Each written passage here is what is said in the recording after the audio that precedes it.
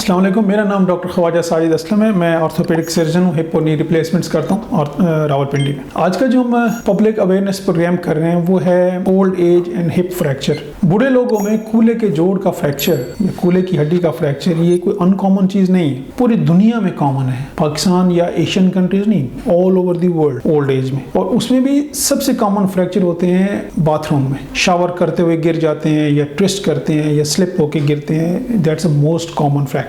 ये public awareness programme करने का मकसद ये है कि ओल्ड एज और वेरी यंग एज ये हमेशा निगलेक्ट किए जाते हैं या निगलेक्ट हो जाते हैं। बच्चा अगर कोई रो रहा है तो कहते हैं अच्छा बच्चा रो रहा होगा, पता नहीं होएगा, पेट में दर्द होगा, भूखा होगा। या बूढ़ा बंदा हो तो वो लिम्प करना शुरू कर दे या दर्द की कहें कि बूढ़ा बंदा है, हो सकता है इसको वैसी हड्डियों का दर्द हो, वैसे भी ये दर्द की कंप्लेंट करते रहते। तो इस तरह के ये केस निगलेक्ट हो जाते हैं। कभी भी जो स्पेशली बूढ़े लोग हैं और वो लिम्प करना शुरू कर दें या टांग पे पाँव पे पूरा वजन ना डाल सकें, उस पर खड़े ना हो सकें या लंगड़ा के चलें, एक दिन फौरन के फौरन हॉस्पिटल ले जाएं, एक एक्सरे होगा और डायग्नोसिस हो जाएगी कि ये फ्रैक्चर है या नहीं है।